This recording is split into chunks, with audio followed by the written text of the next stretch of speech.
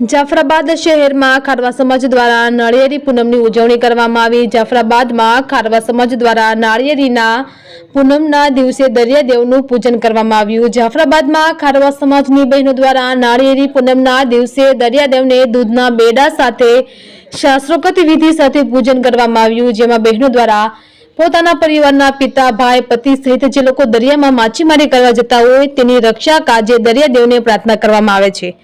દરિયાદેવના પૂજન કરાયા બાદ આવનારા દિવસોમાં ખારવા સમાજ તેમજ તમામ બોટો દરિયામાં માછીમારી કરવા રવાના થતા હોય છે, જેઓને કોઈપણ પ્રકારની માછીમારી દરમિયાન દરિયામાં તકલીફ ન પડે તે માટે પ્રાર્થના કરી દરિયાદેવને દૂધથી અભિષેક કરાવવામાં આવે છે, જેમાં મોટી સંખ્યામાં બહેનો તેમજ ભાઈઓ ઉપસ્થિત રહ્યા હતા।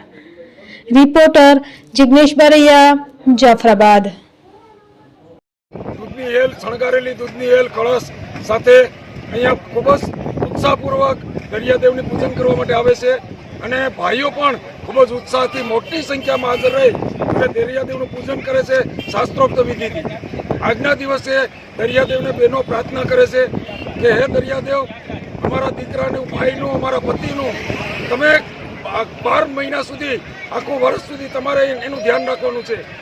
તમારી ઉપર અમારી રોજીરોટી છે, અમને રોજીરોટી આપજો અને અમારું સૌભાગ્ય તમે સાચવજો, આવી મોટી પ્રાર્થના કરે છે। કારણ કે માછીમારના દીકરી કે દીકરાને દરિયાદેવ સિવાય કોઈ ઉદ્ધાર હોતો નથી, એટલે આજનો દિવસ અમારા માટે ખૂબ જ ઉત્તમ દિવસ ગણાય।